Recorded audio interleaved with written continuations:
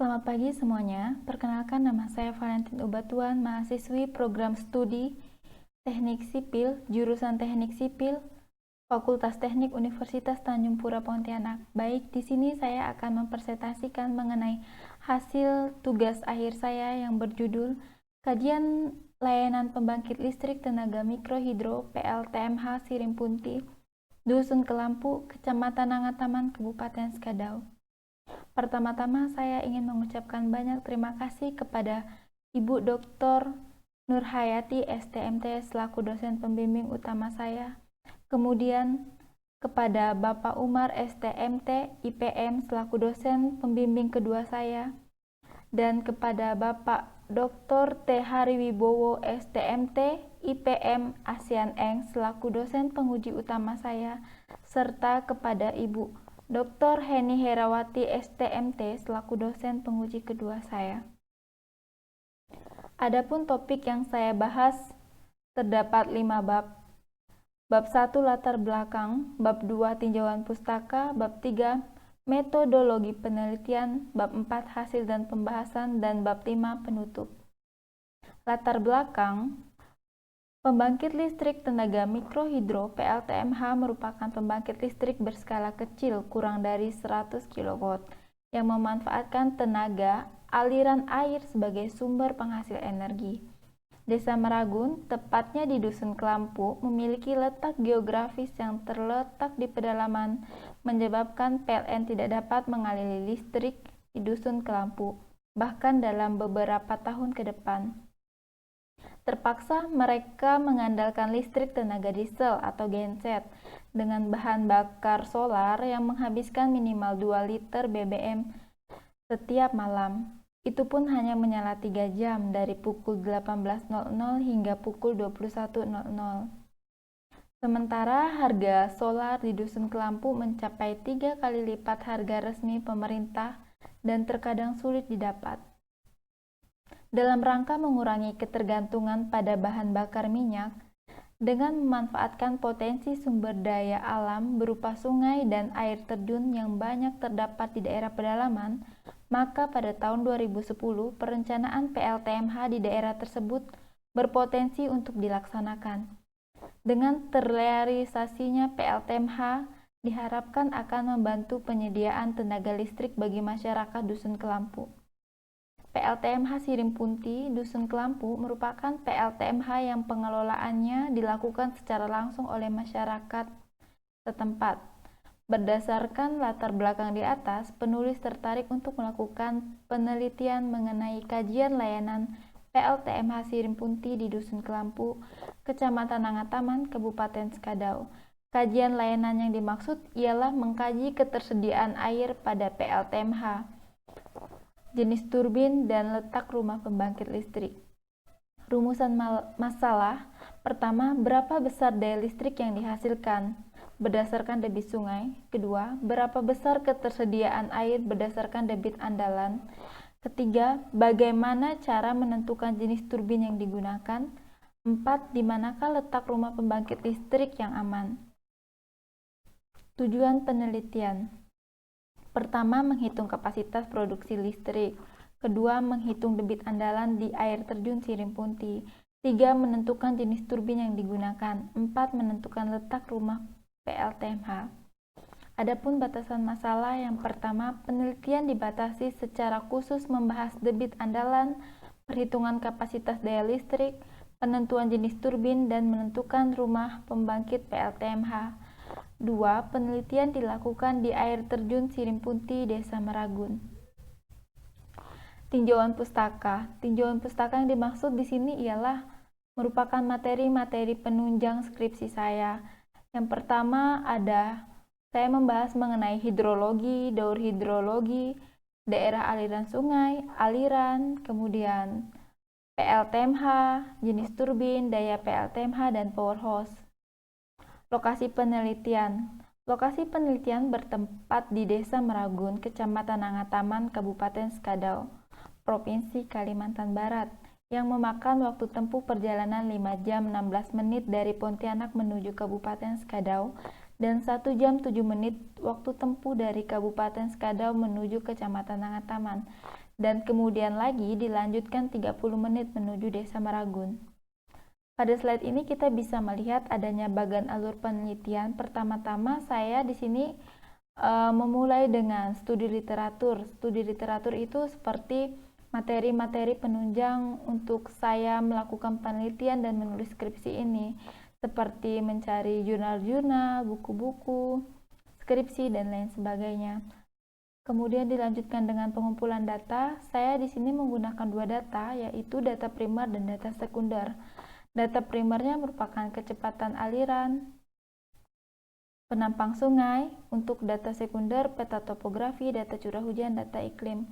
Kemudian data masing-masing data primer dan sekunder saya analisa dan untuk memperoleh debit lapangan dan debit ketersediaan. Baik, selanjutnya pengukuran debit lapangan. Adapun alat yang digunakan ialah current meter, meteran, stopwatch, alat penduga kedalaman seperti tongkat kayu atau bambu, alat tulis, tali rafia, dan alat pendukung lainnya. Ada dua tahap. Yang pertama, pengukuran luas penampang basah. Pengukuran luas penampang basah dilakukan beberapa tahap pengukuran, yaitu pengukuran lebar aliran dan pengukuran kedalaman aliran.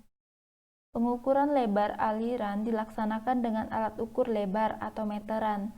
Jarak tiap sembarang vertikal pada penampang basah harus diukur dari titik tetap pada tebing sungai. Pengukuran dilakukan dengan cara merawas. Kemudian, pengukuran kedalaman aliran. Pengukuran kedalaman aliran dilaksanakan dengan menggunakan alat ukur kedalaman. Saya di sini menggunakan bambu. Di setiap vertikal yang telah ditentukan jaraknya. Di Indonesia minimal 20 vertikal.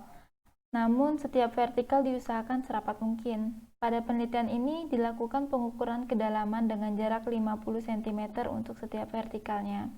Ini merupakan alat-alat yang digunakan ya. Ada meteran yang 50 meter, meteran 5 meter, bambu sebagai alat ukur kedalaman, dan tali rafia. Pengukuran kecepatan aliran. Untuk mengukur debit perlu mengukur kecepatan aliran rata-rata pada suatu penampang melintang sungai yang bersangkutan. Kecepatan aliran rata-rata dapat diperoleh dengan cara mengukur kecepatan aliran pada beberapa titik vertikal pada suatu penampang melintang dengan menggunakan alat ukur arus atau current meter.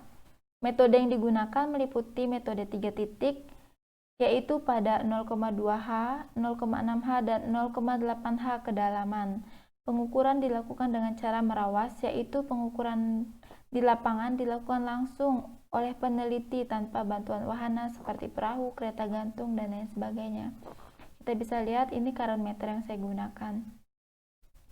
Adapun prosedur pengukuran kecepatan aliran dengan current meter pada sebagai berikut. Yang pertama, pemilihan penampang melintang sungai atau saluran terbuka di lokasi penelitian dengan memperhatikan karakteristik aliran pada survei pendahuluan. Kedua, bentangkan tali pada penampang melintang sungai atau saluran terbuka di lokasi yang telah ditentukan. Ukur lebar penampang basah. Periksa dan rakit alat ukur. 4. Catat tinggi muka air pada saat dimulainya pengukuran. 5. Turunkan alat pengukur arus pada kedalaman yang telah ditentukan, yaitu 0,2H, 0,6H, dan 0,8H kedalaman. Tunggu hingga alat ukur tersebut berada pada posisi yang benar, lurus, berlawanan dengan arah aliran. Baca dan catat hasil pengukuran. Kita melihat hasil pengukuran kecepatan aliran di penampang melintang Sungai Sirimpun dengan menggunakan alat ukur current meter. Terdapat 3 pias. Yang pertama 1/4 L, kedua setengah L, dan ketiga 3/4 L. Dengan perolehan kecepatan di tiap pias yang berbeda-beda. Pada slide ini kita bisa melihat potongan melintang penampang sungai, yang mana lebar Sungai Sirimpun ini 13,78 meter, dan di sini saya menggunakan penomoran dari tebing sungai. Sebelah kiri ini saya nomorin 1, 2, 3, 4, 5. Ini saya melakukan penomoran agar mudah melakukan perhitungan luas penampang.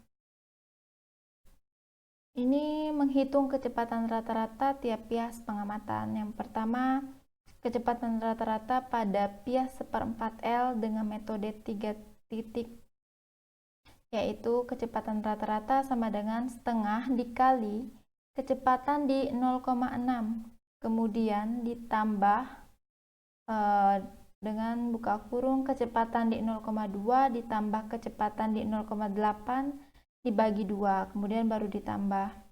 Dapatlah hasil pada pias 1/4 L ini 0,125 meter per sekon. Kemudian pada pias setengah juga dilakukan perhitungan yang sama. Adapun ini merupakan dokumentasi di lapangan ya. Pada saat melakukan pengukuran kecepatan aliran, kita bisa lihat gambar pertama ini mengukur lebar sungai, kemudian mencari kecepatan aliran. Nah, ini merupakan hasil pengukuran di lapangan, diperoleh gambar penampang melintang sungai seperti gambar berikut. Nah, ini tadi saya jelaskan bahwa dengan mengukur kedalaman dengan jarak yang serapat mungkin, kita bisa melihat bentuk penampang sungai itu seperti apa. Semakin rapat, semakin jelas bentuk penampang sungai tersebut. Nah, pada perhitungan luas penampang, saya menggunakan metode tampang tengah. Yang pertama, menghitung luas penampang pias 1/4 L. Kita lihat pias 1/4 L itu di sini, di titik yang 4. Saya tadi jelasin bahwa penomoran ini membantu saya untuk menghitung luas penampang. Di titik 4 ini ada kedalamannya, saya kasih nama D3. Di antara nomor 4 ini ada nomor 3 dan 5. Makanya pada perhitungan luas penampang 1/4 L ini A sama dengan W4 ditambah W3 dibagi 2 dikali D3.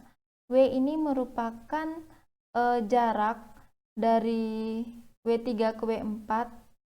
Kalau W4 itu merupakan jarak dari W4 ke W5. Jaraknya 3,445 meter. Terus kedalaman di D3 ini 1,03 meter. Nah, dan diperolehlah hasil 3,54 meter persegi. Kemudian perhitungannya sama dilakukan pada pias tengah dan pias 3/4 L. Nah, kita bisa lihat ini merupakan rekap dari perhitungan luas penampang aliran dan kecepatan aliran. Ini hasilnya. Kemudian perhitungan debit aliran menggunakan metode tampang tengah. Secara umum debit melalui pias X. Qx sama dengan P rata-rata di X dikali Wx dikurang 1 ditambah Wx bagi 2 dikali Dx. Debit aliran saluran sungai. Nah, ini untuk yang di pias pertama. Q di pias pertama, kemudian ditambahkan Q di pias kedua pada kedalamannya dengan lebar antar titik tadi, dan ini merupakan Q di pias ketiga. Pias ketiga ini yang 3/4 L. Dapatlah debit saluran 0,65 meter kubik per detik. Kemudian ini jumlah curah hujan harian dalam tiap bulan. Jumlah curah hujan harian tiap bulan ini merupakan perhitungan aritmatik dari 3 stasiun, yaitu stasiun Sekadau, Nangas Pauk, dan Sintang dengan data 20 tahun dari tahun 1999 sampai dengan 2018. Kemudian ada data banyaknya hari hujan tiap bulan. Ini juga merupakan perhitungan rata-rata aritmatik 3 stasiun. Ada suhu udara, stasiun meteorologi Susilo Sintang, penyinaran matahari, kelembaban nisbi, dan kecepatan angin. Semua data tersebut saya gunakan untuk menghitung evapotranspirasi. Pada slide ini kita bisa lihat ini perhitungan evapotranspirasi bulanan pada tahun 1999. Nah, ini data-data yang digunakan yang saya jelasin pada slide tadi. Ada data stasiun hujan yang 201,33 ini pada bulan Januari. Ini merupakan data hujan yang telah dicari rata-ratanya dengan menggunakan metode aritmatik, yaitu pada stasiun Skadau, Nangaspok, dan Sintang. Kemudian data iklimnya ini ada suhu, kelembaban nisbi, penyinaran matahari, kecepatan, dan kecepatan angin. Kemudian diolah, dianalisa, dan diperolehlah hasil evapotranspirasi 3,642 mm per hari. Nah, ini merupakan resume evapotranspirasinya selama 20 tahun, dari tahun 1999 sampai dengan 2018. Kemudian dengan adanya data-data tersebut dan telah diperolehnya data evapotranspirasi, saya lanjutkan perhitungan ketersediaan air, yaitu di sini saya mengambil sampel tahun 1999 menggunakan hasil Penman yang dimodifikasi FAO. Untuk menghitung ketersediaan air menggunakan metode MOOC, di sini saya digunakan beberapa data.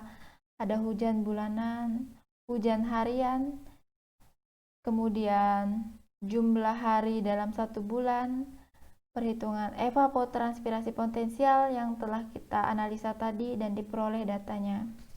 Kemudian dilanjutkan dengan analisa sebanyak 30 kali dengan tahap yang berbeda-beda. Ada water surplus, perhitungan water surplus, sampai diperolehlah debit. Pada bulan Januari tahun 1999 diperoleh 0,685 meter kubik per detik. Ini merupakan resume debit ketersediaan air dengan metode MOOC selama 20 tahun.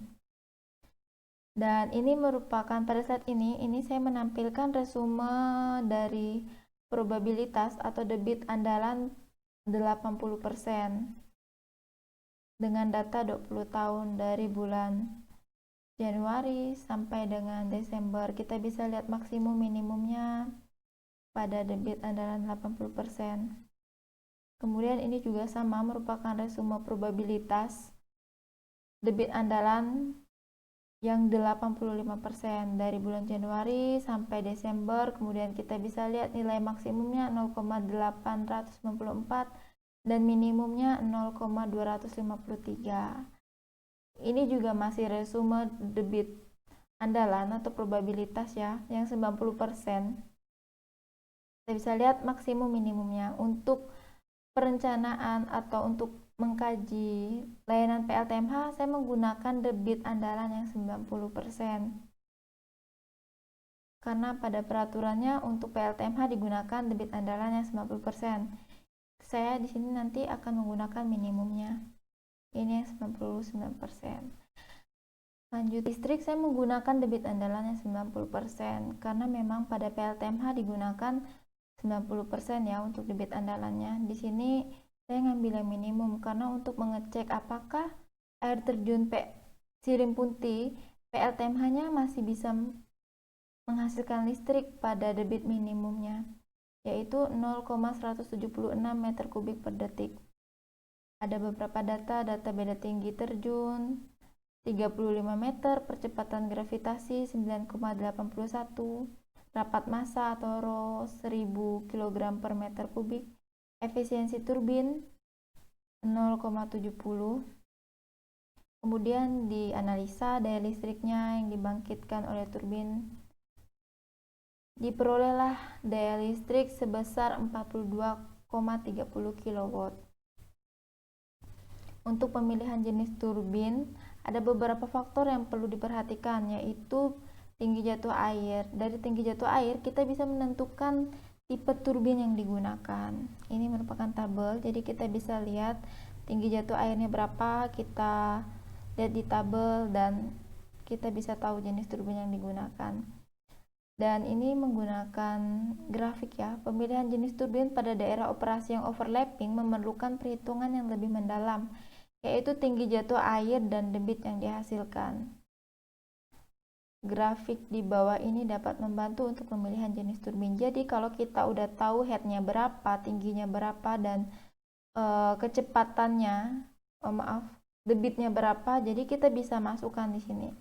Misalnya di 0,5 dengan ketinggian 20. Diperoleh turbin cross flow. Pemilihan lokasi rumah pembangkit powerhouse harus berada pada topografi yang mendukung dekat dengan sungai sehingga mudah dilakukan pembuangan, dan harus berada pada posisi yang lebih tinggi dari ketinggian banjir. Rumah pembangkit atau powerhouse mampu melindungi peralatan elektromekanikal dan kontrol dari cuaca yang buruk, serta akses dari orang yang tidak memiliki hak. Ini merupakan gambar rumah pembangkit atau powerhouse di PLTMH Sirempunti, Dusun Kelampu. Ini ada Dena sederhana. Ini merupakan sungainya. Ini air terjun. Di sini ada jembatan. Kemudian ini rumah pembangkit listrik, dan naik ke yang ini nih penstock ke 4B, menghubungkan 4B dan rumah pembangkit listrik. Ini merupakan dokumentasi lapangan pipa pesat. Diameter 12 inci, panjangnya 128 meter sampai rumah pembangkit listrik. Ini sambungannya dan ini bendungannya. Kemudian ini situasi di dalam rumah pembangkit. Dan ini tampak depan air terjun. Ini tampak samping rumah pembangkit, kemudian ada saluran buang, ada jembatan penyeberangan. Dan ini lingkungan di sekitar PLT. Kesimpulan, yang pertama, dari analisis ketersediaan debit andalan Ki 90% metode MOK dengan Ki maksimal 0,723 meter kubik per detik dan Ki minimumnya 0,176 meter kubik per detik, diperoleh kapasitas produksi listrik sebesar 42,30 kW. Kedua, debit andalan 80% metode MOK diperoleh Ki maksimalnya 0,896 meter kubik per detik dan Ki minimumnya 0,256 meter kubik per detik. Debit andalan 85% metode MOK dengan Ki maksimum diperoleh 0,894 meter kubik per detik dan Ki minimum 0,253 meter kubik per detik. Untuk debit andalan 90% metode MOK dengan Ki maksimum diperoleh 0,723 meter kubik per detik dan Ki minimum 0,176 meter kubik per detik. Dan yang terakhir, debit andalan yang 99% metode MOK diperoleh Ki maksimum sebesar 0,666 meter kubik per detik dan Ki minimum 0,119 meter kubik per detik. Ketiga, berdasarkan debit andalan 90% yaitu 0,176 meter kubik per detik dan tinggi jatuh air sebesar 35 meter, didapat jenis turbin yang sesuai ialah turbin cross flow. 4.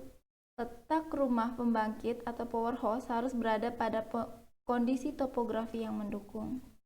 Baik, saran yang dapat diberikan dalam penelitian kajian layanan pembangkit listrik tenaga mikrohidro PLTMH Dusun Kelampu, Kecamatan Nangataman, Kabupaten Skadau adalah sebagai berikut.